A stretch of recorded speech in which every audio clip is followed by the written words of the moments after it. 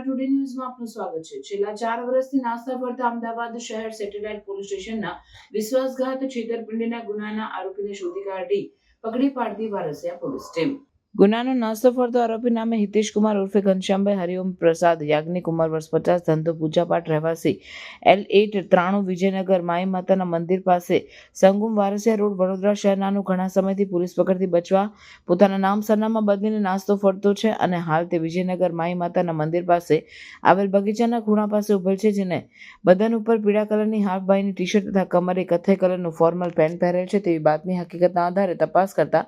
સદરી ઇસમ નામે હિતેશ કુમાર ઉર્ફે ઘનશ્યામભાઈ હરિઓમ પ્રકાશ યાજ્ઞિક ઉંમર વર્ષ 50 ધંધો પૂજાપાઠ રહેવાસી L8 93 વિજયનગર માઈ માતાના મંદિર પાસે સંગમ વારસિયા રોડ વડોદરા શહેર મૂળ રહેવાસી ગામ પેશાપુર તાલુકો જિલ્લો ગાંધીનગર નાનો વિજયનગર માઈ માતા મંદિર પાસે મળી આવતા તેઓએ સદર ગુનાના કામે પૂછપરછ કરતા ગુનાનો ઇકરાર કરતો હોય અને પોતે અમદાવાદ શહેર સેટેલાઇટ પોલીસ સ્ટેશનના ગુનામાં સંડોવાયેલ હોવાનું જણાવતો હોય અને પોલીસ પકડથી દૂર રહેવા નાસ્તો ફરતો રહેતો હોય સદરી આરોપીને ભારતીય નાગરિક સુરક્ષા સંહિતા 2023ની કલમ 35(1) મુજબ 11:15 વાગ્યે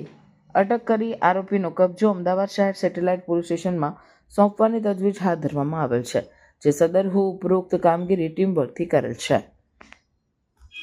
કામગીરી કરનાર PI SM Vasava, second PI TA Desai,